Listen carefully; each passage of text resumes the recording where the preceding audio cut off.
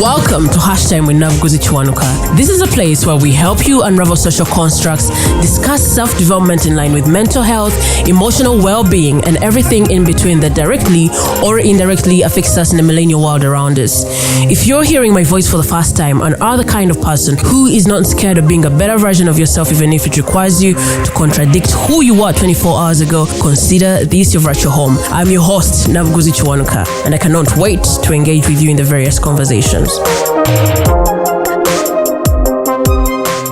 God knows how I am so much in love with season 5 because what?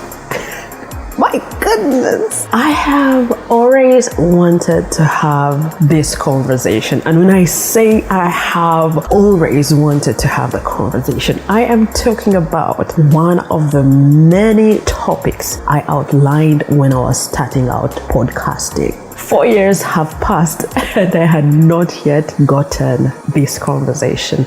Of course, what I dreamed of before is a little bit different, but this is a start. And I cannot wait for you to hear from Ruby. And I'm choosing to call her Ruby because, Rehobot.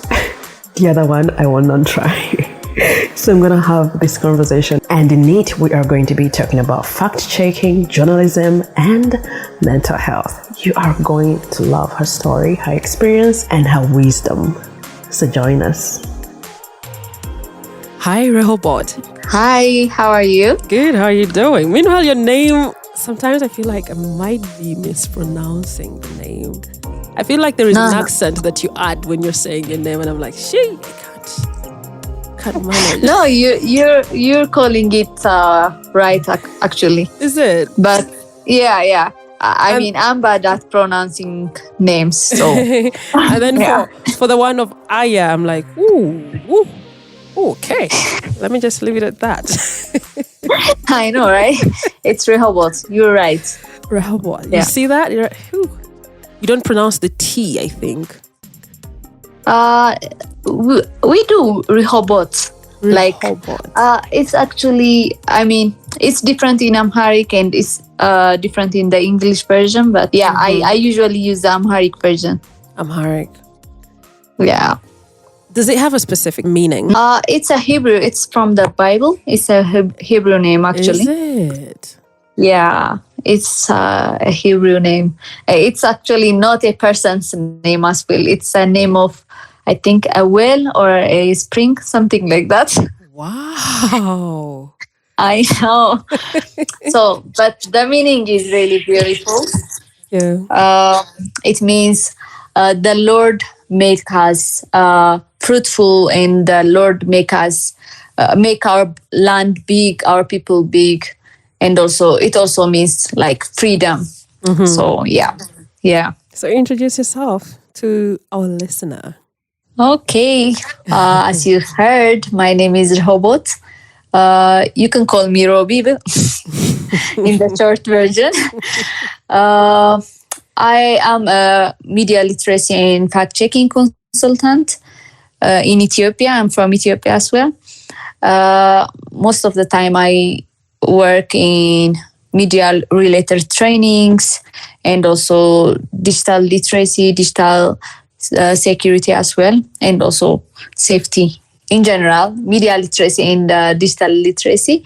Usually I give consultations, mentorships, and trainings for organizations or even individuals. Mm-hmm. Yeah, I think that would be enough to start. Yes, it is. So before we go any further, I shared with you an emotional wheel. Yes. I know before we started the call, I asked you how you are, and I think it's very normal for us to just say, I'm okay. But let's visit. Let's have a visit to the different emotions that you might be experiencing right now. How are you, Robbie? I am... depending on the wheel, right? Exactly. I was going to say I'm fine as usual. But okay. I'm a bit, I don't think I can explain it like anger. It's between anger and surprise, but I'm surprised that the light is off right now. Yeah. Not in a good way. Not in a good way, because it's been happening for days. And also, angry at that. But other than that, I'm feeling joy. I'm feeling peaceful. Yeah. Yeah. I just got back from a meeting. So, like I'm feeling peaceful. I'm feeling like so calm. I can say that, but a bit angry at the light. And you've mentioned the bit where you are talking about how you feel joyful and, those positive emotions. And I was just looking at your image, you're like, oh. Oh, yeah. Right. It just got me smiling instantly. So you've introduced yourself as a fact checker and someone who also goes into the digital literacy trainings. And I had seen you from the angle of a journalist when I met you. I mean, it's not that different, because most of the time, especially for my work in trainings and consultation, I usually work with media houses, journalists, and all that.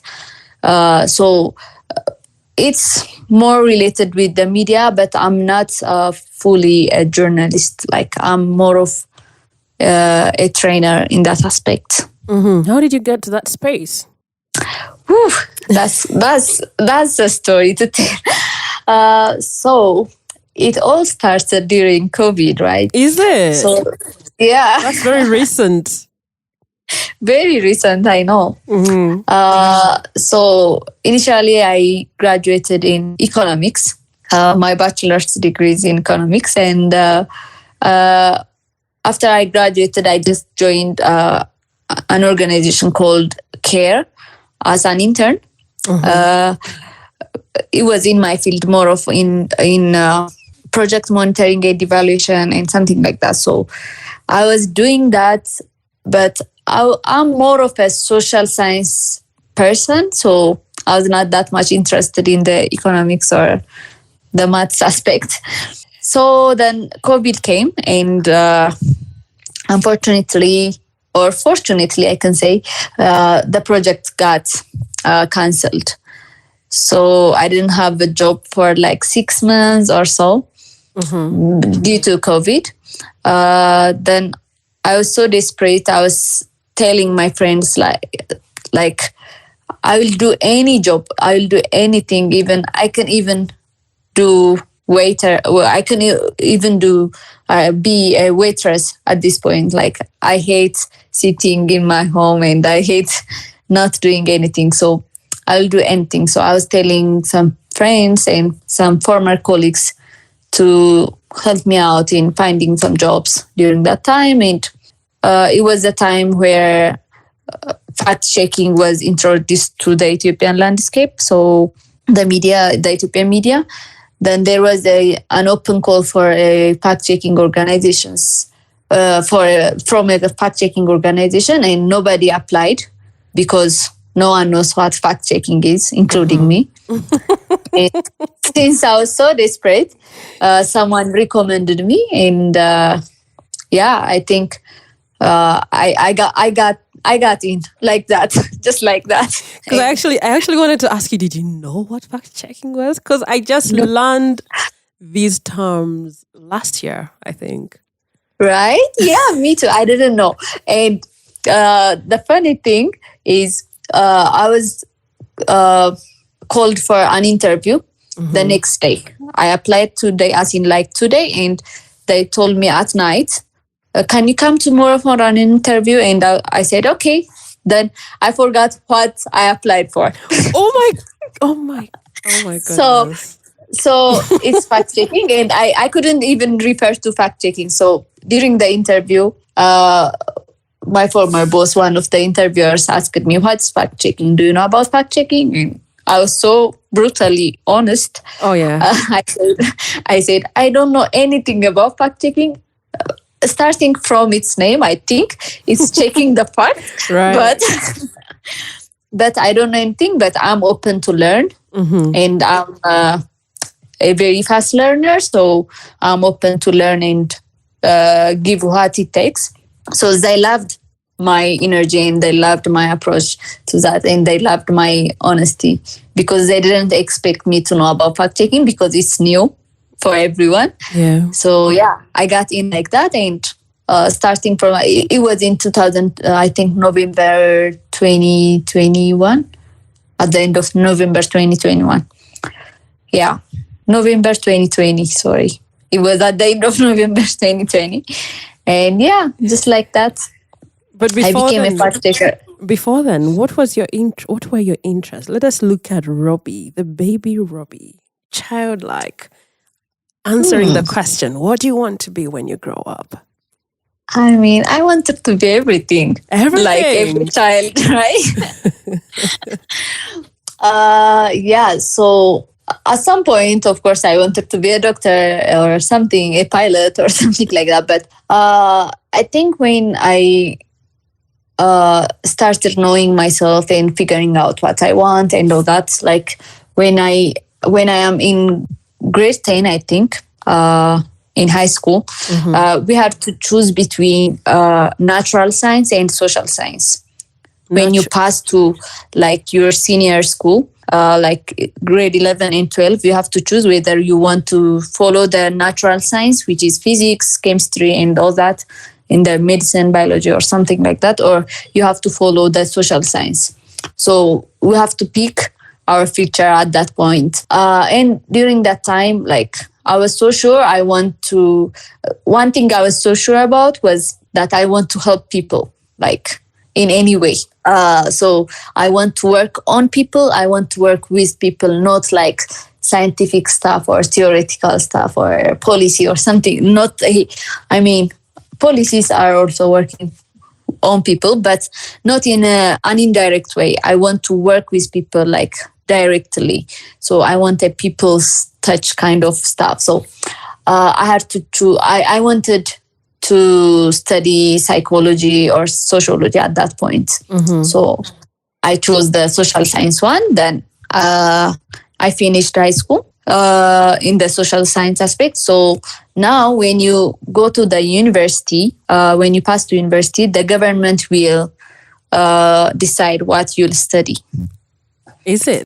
Yeah, kind of. Wait, I think hold on. No, like the government decides, is it because you're in their sponsorship?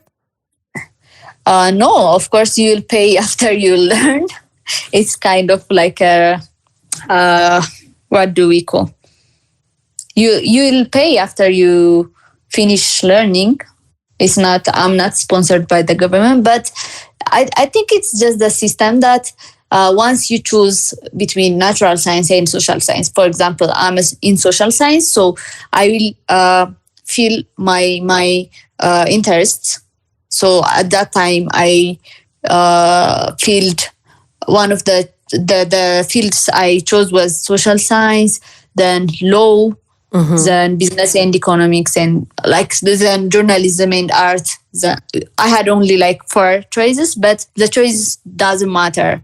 You'll feel your interest of university, your interest of field, but usually most of the time there is a slight chance that you may get your interest, but most of the time they will just allocate students to wherever they want and to study whatever they want, whatever the government wants. That's wild. Yeah. So I got in business and economics, and I studied economics. And actually, it was also my parents' interest for me to study economics. Coincidentally, it happened. So I know. Oh my goodness. Yeah. But I always wanted to work on people. I always wanted like to kind of like help people in a way that they can change their life, or I want to change people's life in whatever I do. So at that time I found psychology to do that, but I also wanted to learn journalism. I also wanted to learn law. Oh my God, that's a lot. Yeah, but it all didn't happen. But yeah, for like at its own time, I became a fact checker. Then I joined the media circle, now I think I found my calling, or I found my purpose, I can say, because I believe that fact checking is actually helping people and also making or having impact on people's life and saving lives at the same time. So it finally happened for me. Yeah. I think. Yeah. It definitely works. You see, when I was getting ready for the Zambia trip, I looked through all the topics that we're supposed to, I don't know, do I say get exposed to or experience? Yeah. And I saw journalism and mental health, and I was like, oh my God, I have wanted to have this conversation.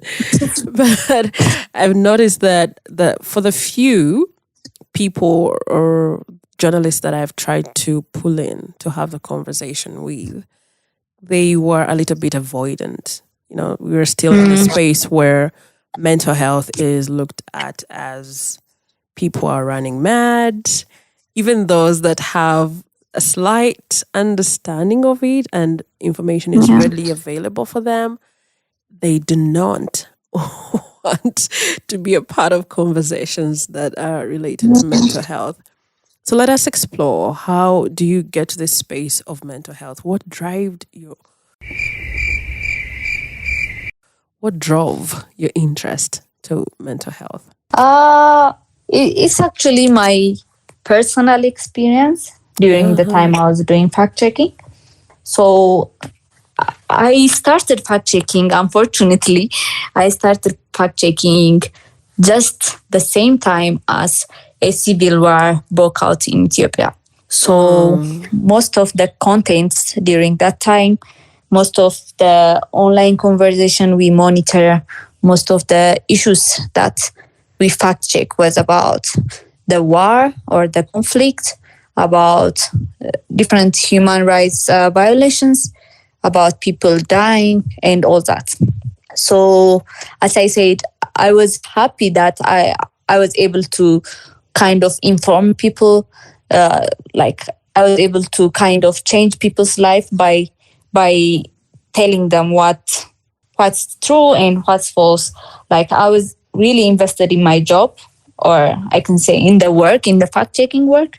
It was beyond the job for me at that time. So I was so attached to it, and I can say I worked 24/7, like Sunday to Sunday, and everyone knew that. And I was so attached to my work, and at some point I started feeling some behavioral change in myself, some change in my relationships aspects with my family, friends, and my colleagues.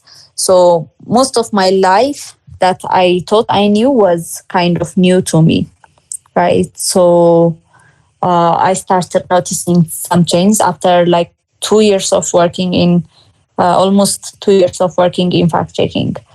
So I even saw some change in my sleep.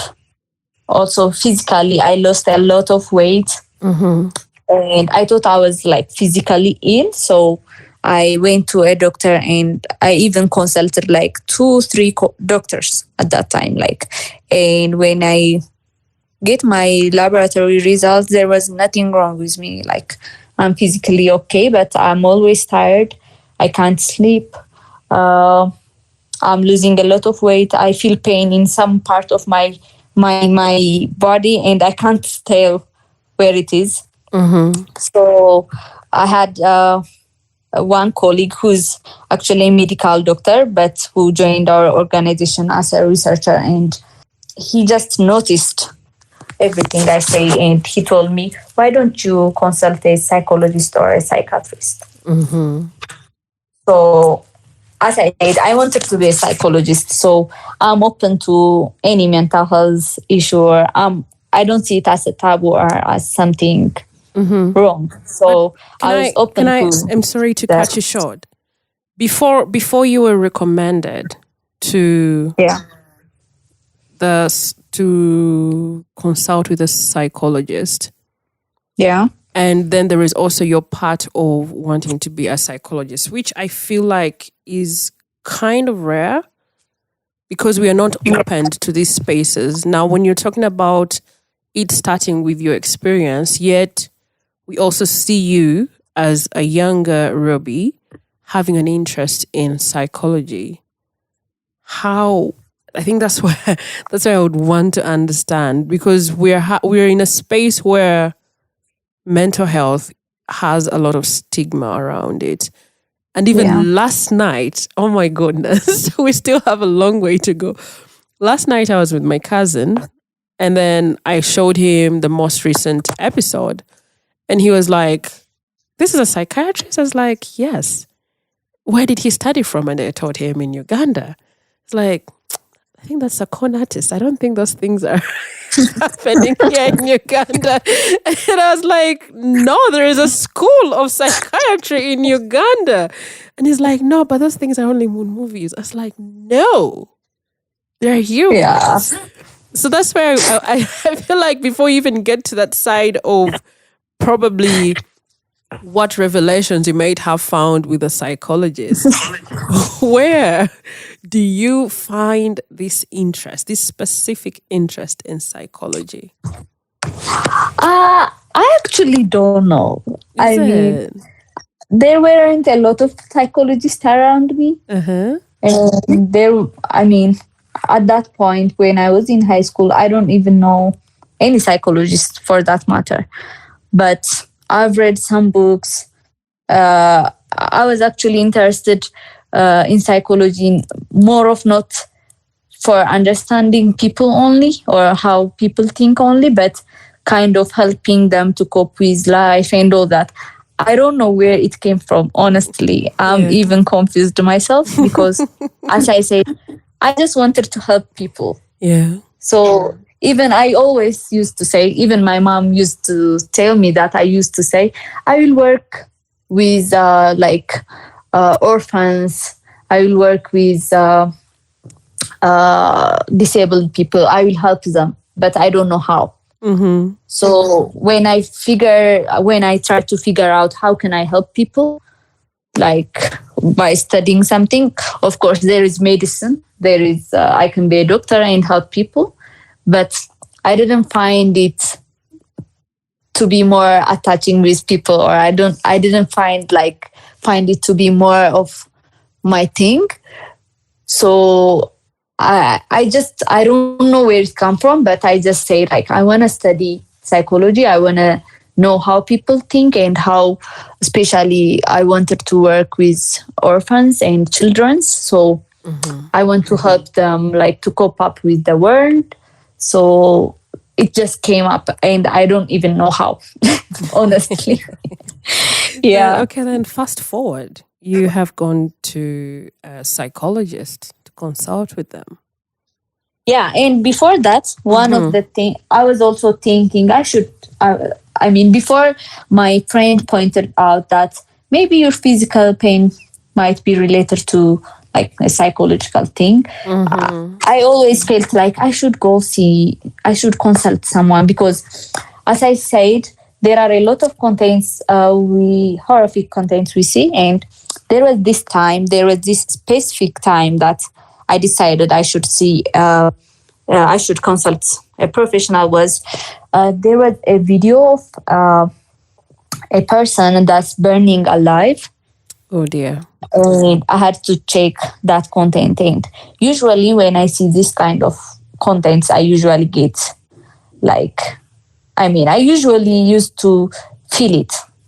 This is a person, there is some human moral in me, right? But at some point I lost that. And during that video, I watched the video 4 times.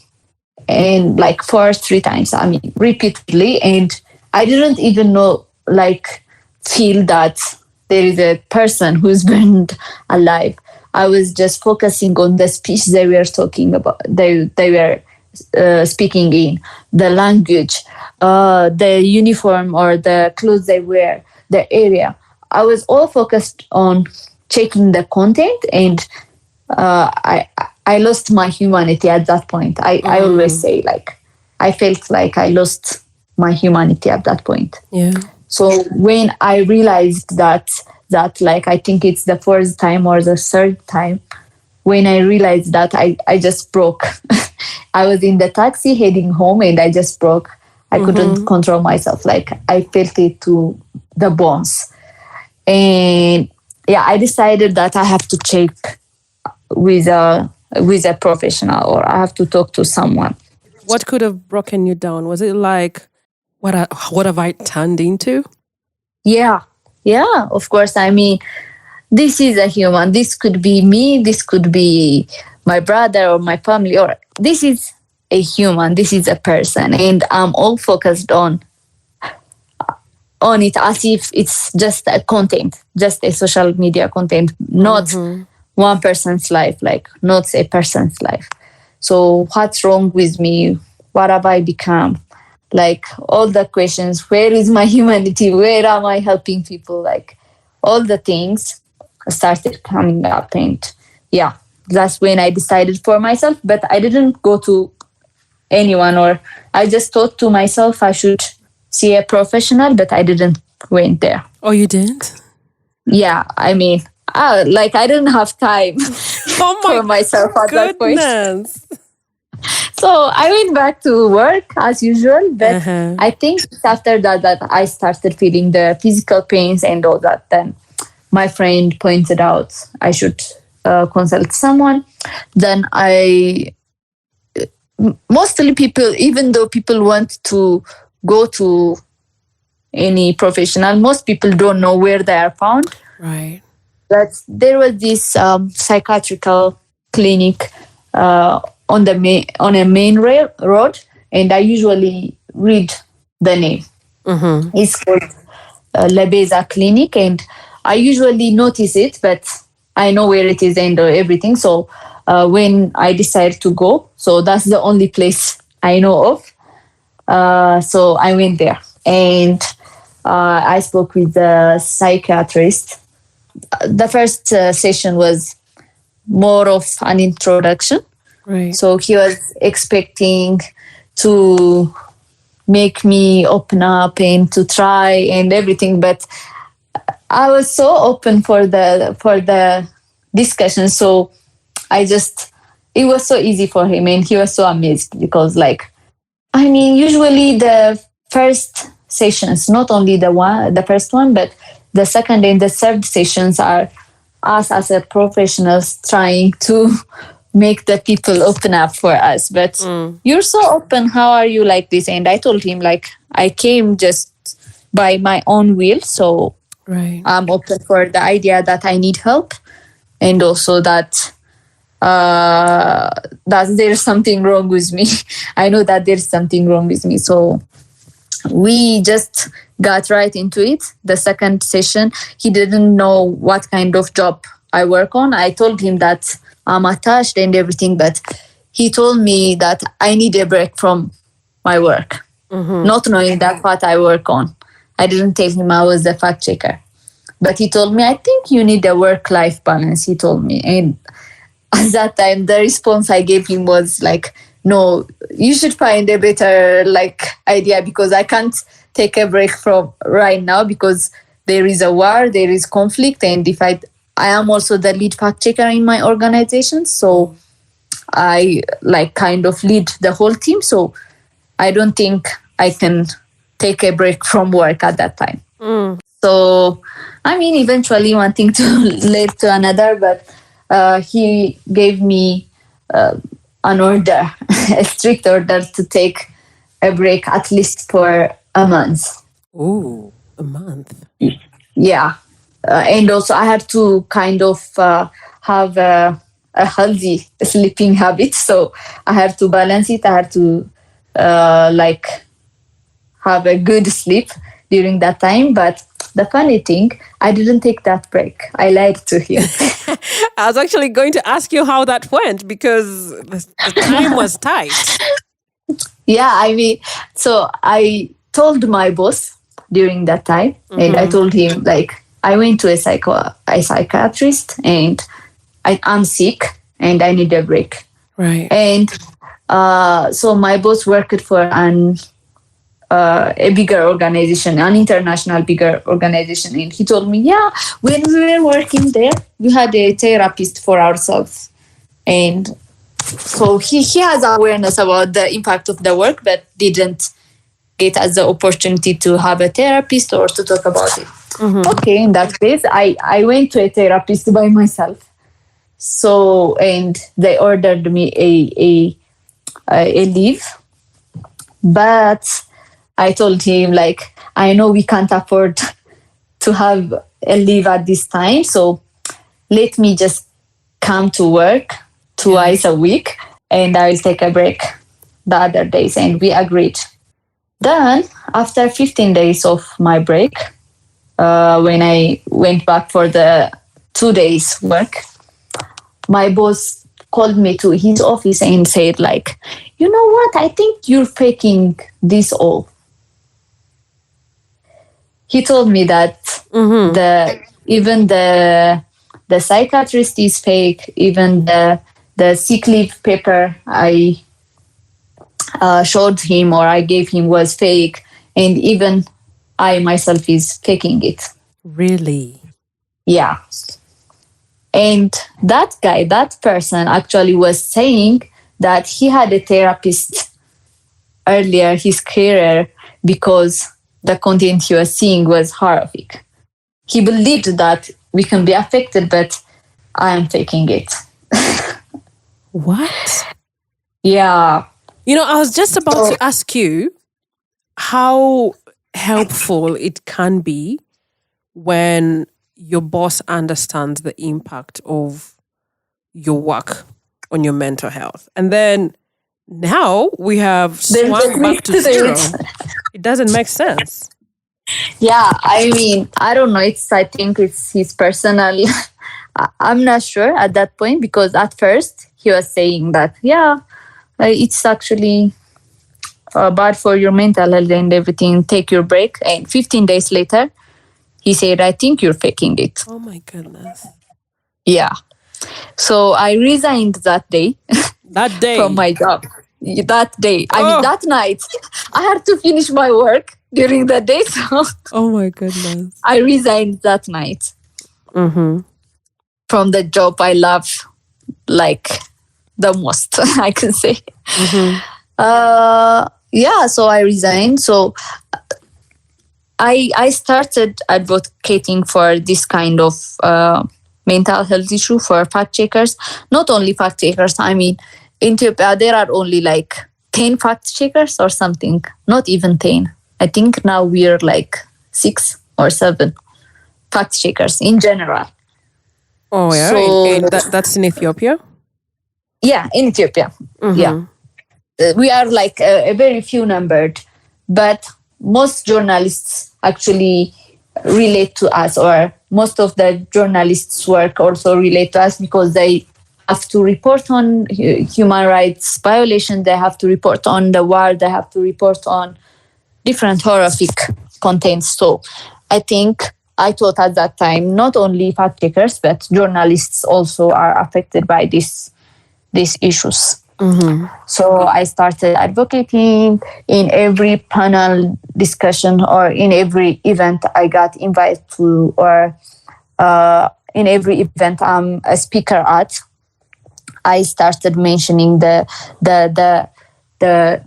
mental health aspect of fact checking and journalism. So most policymakers, most organizations, media development organizations started noticing it, like, oh, that's the case. Okay, we understand now and everything. So, I mean, I don't know if there is any change in their policy or in their funding or anything, but as much as I can, I started advocating about mental health issues that most journalists and fact checkers usually face. And also when I speak to different colleagues and also journalists, most of them feels the impact of, most of them feel impacted by the contents they see in their work mentally. So I think that pointed out that it's an issue that needs to be addressed. And I started advocating on that, starting from there. And I started looking at different materials, trainings, taking trainings, and everything. So, that's how it all went. Yeah. First of all, congratulations for standing up for yourself. Oh, thank you. Because it's not an easy decision to make for many of us. But now I'm looking at your story as something that I can easily drive towards the importance the importance of self-awareness and self-assessment in someone's ability to find help. Because we are looking at you, assessing yourself and asking yourself, oh my God, what have I turned into? And then you also notice I am different from whom I'm supposed to be. And then also coming to the space of acknowledging the fact that I need help, something is wrong. That is something that is very hard for us to agree to or even accept. Like, no, I'm okay. I'll get through it. We find it embarrassing to ask for help. So huge applause. Thank you. I mean, actually, my parents are also, open about it. Not in a way that they are really, really open. But whenever there is some problem, they usually suggest, why don't you talk to a psychologist? Not for me, but for other people.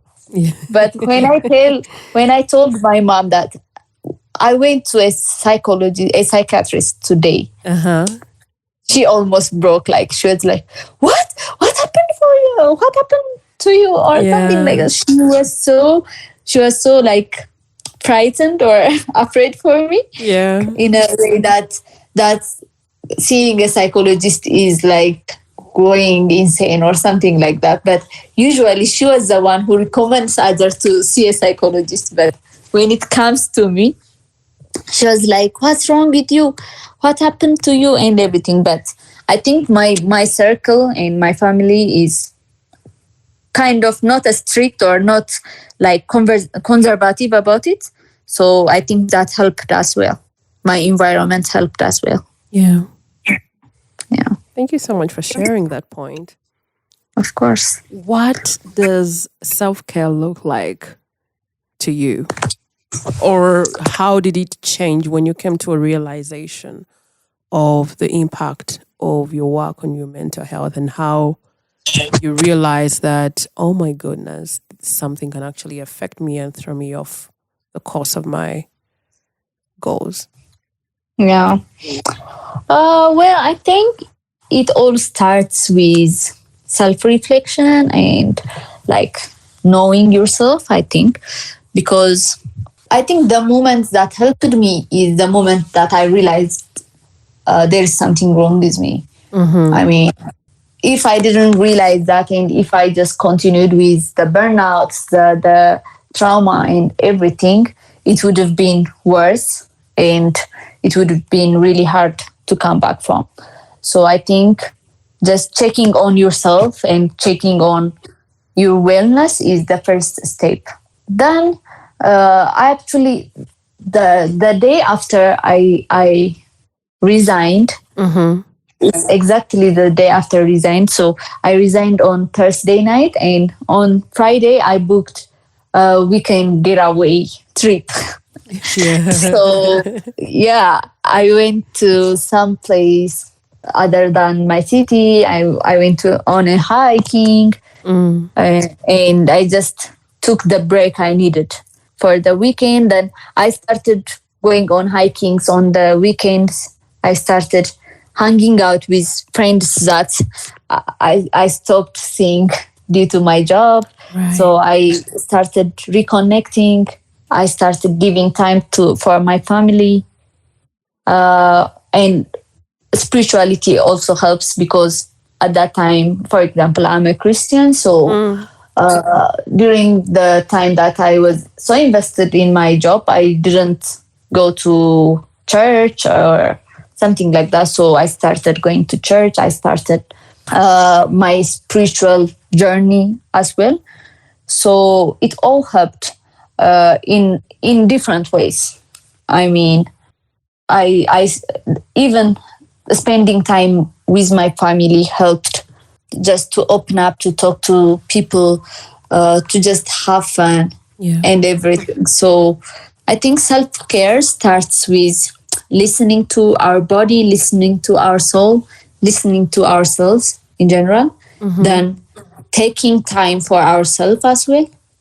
Right. Like real time, not only just to have coffee or something like that, but like taking the weekend or taking 1 day, 1 week. It depends. And I actually still do that. I mean, I'm not as invested on one thing only at this time, but whenever I need a break, I just take that. I just go out of the city, or I just go to the lake, or something. Like I just take the break as much as possible. I go to swimming. I could go to the gym or something. So, but doing something different than the usual thing is also self-care at the same time. Breaking away from routine. Yeah, changing your environment, changing your surrounding for some time. And I really, really recommend, however, how much you love your job or how much you love your work, you just need a work-life balance. I mean, you have to know that there is a line between like working and even surviving for yourself. So you have to know that there is a line. So you have to take a break. I mean, you have to have friends outside of your work circle. You have to have people who you can vent to or talk to. You have to have people who can guide you in another way. You have to have different surrounding and different environment. You have to change I mean, one of the things that my therapist told me that, for example, most of the time when I come back from home, I usually am tired. So I go straight to my bed, but I'm still working in my bed. So my bed becomes my work environment as well. So even if I want to rest, it's my work environment. So I think about my work. I just do it in my bed. And so you have to have that line between this is a workspace and this is like my personal space. This is a work time. This is my personal time. This is a work friend, and this is my personal life friend or my personal circle. So having that line is also a really, really big time self-care as well. Yeah. You've brought out that part, and I've remembered taking a Reuters, I think digital something, must have been digital journalism or something. There is a short course that they created last year. Was it last year or the other year? And I took it, and they had that segment of mental health where they asked people their trainees, I would say, where they asked their trainees to draw a line between where you work from and where you do not work from. And they gave the example of the bedroom. And I was like, because where I sleep, I usually work from there, do edits, the podcast edits from there. The computer is always open. And I'm like, oh my God, I had no awareness that I was invading my space. I'm still doing that. I mean, I'm just telling you as a tip that, for example, yesterday night, I was reading on my phone. Yeah, right. My laptop is opened on my bed. I was sleeping actually, and my laptop was opened beside me on the bed. My tablet was opened beside me, and I'm reading on my phone, and I'm still in bed. Oh my goodness! There are times that I usually realize that, and like, oh, I have to change it, and I go right back to it. But I mean, it's a process. It doesn't happen in just one day or something like that. But Yeah. I think you just have to cope up with it, and you just have to be aware about yourself, or like your surrounding, your habits and everything. So that you know when to stop and when you have to break that habit. But I mean, I understand a lot of people still do that, but it might work for some of them. I'm not saying that working in your bed is bad, but like making it a habit Yeah. and making it an everyday thing is bad. Yeah, I also feel like it's very hard for us to rest with these digital devices. They're always Yeah. pinging every time. And we're also addicted to the dopamine that they come with. You're like, ooh, so what's happening? And you just keep scrolling and scrolling. Yeah. So in your work of advocacy for mental health and journalism, I would say, because what you're doing is in a way in the space of journalism as well. Do you feel like the environment of these fact checkers and journalists is embracing of what you're trying to advocate for? No, as you know, it's like most people are not even open about it.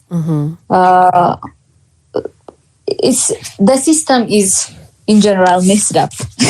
Yeah. Because it's still seen as a stigma, it's a taboo, or that whenever you talk about mental health or your challenge, you're seen as a weak person or something like that. It's everywhere, especially for men than women. So, I mean, I talk about mental health in some places, and they're open to listen about it. They're open to agree on what I say, but there is no change in their policy or in the workplace or something. Most of the time, I think it should start from the managerial level, because unless they are changed, whether you train the journalist, whether you talk to the journalist, is if the system doesn't change, it will not be sustainable. So, I mean, even the start of conversation is a good start. Even starting to talk about it, even knowing that there is a mental health aspect of every job or every work that should be considered is a start. But the change and also like addressing that challenge is also another thing that we expect. I personally expect, but right now I'm just trying to initiate the conversation. I'm just trying to let people know that it's okay to talk about it. It's okay to feel what we're feeling. It's okay even to seek some good environment for ourselves and for our job as well. So just starting from the conversation is a good start, I think. But there is a big issue of addressing that challenge. Right. I hope that in the near future, people are embracing of their mental health. Yeah. So that I mean, it becomes easier for us to function in our workspaces. Yeah, I hope so too. I mean, I hope every manager or every owner of a business and media, every workspace have that aspect of mental health in their policies and in their workflow as well. So that everyone's mental health will be considered in that aspect. And that's the long-term hope, I guess. It all depends on us continuing to advocate for this. Yeah, of course. What message would you love to leave the listener? What would you wish for them to walk away with? Know yourself. Start with yourself. It's okay to feel what you're feeling. Just listen to your body, your soul, yourself in general. And seeking help whenever you need it is so normal. And you don't have to be afraid to talk about your mental health or any challenge you're facing. You just need the right person in the right environment. And you can create that as well. You can create it by being that environment yourself. You can create it by starting the conversation yourself, and people will come to you, and change starts with yourself. So start reflecting on what you're feeling, and you can go from there. Right. Thank you so much, Robbie. Thank you. It was a great opportunity. I mean, I needed to talk about it in any platform I get, and it was a great platform, and I really loved our conversation as well. I hope people love it as well. Yeah. Thank you so much. I'm sure they will. You have shared such brilliant nuggets.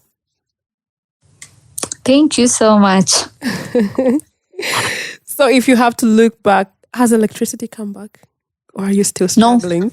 No, I'm still in the dark. I'm so sorry about that. Well, thank you so much for your time that you have given us, especially on this podcast. It means a lot in our effort to raise awareness on mental health and normalize these conversations. So I hope and pray that whatever you have shared, someone has walked away with something to help them carry through with life. Yeah, I hope so too. All right, have a great afternoon. Thank you so much. You too. It was lovely talking to you, and light has come. Oh, I need just like that. You said you're a Christian. Please send tithe, because I just talked about the light. When are you sending your tithe? I know. When are you sending your tithe? I just created a miracle. As soon as possible. As soon as possible. All right, Robbie, have a great afternoon. Goodbye. You too. Thank you so much. Bye-bye. Bye. Thank you so much for sitting in with us to the very end. Please, if you loved this episode, Jesus Christ, if you are Ethiopian and you have just landed on this episode for the very first time, please help me hit the subscribe button and let us grow the Ethiopian HTNK community. Right? And if you loved this episode from any other country, again, subscribe to the podcast. Let us grow the podcast so that we can make HTNK a continental podcast. Let it be the platform for the African millennial. Hit the subscribe button in any podcast platform of your choice.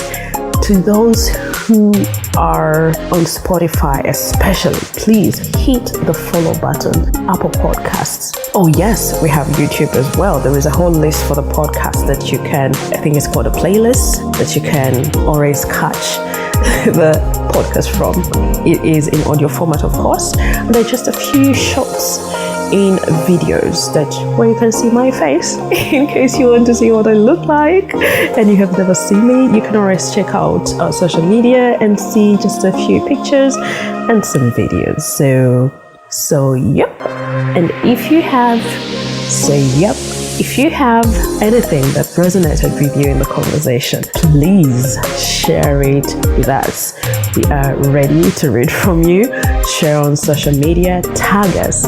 We are at #WinnaBuzichwanka on Facebook and Instagram, and on X, our handle is at HTNK Podcasts. I really look forward to hearing from you. Do have a good day.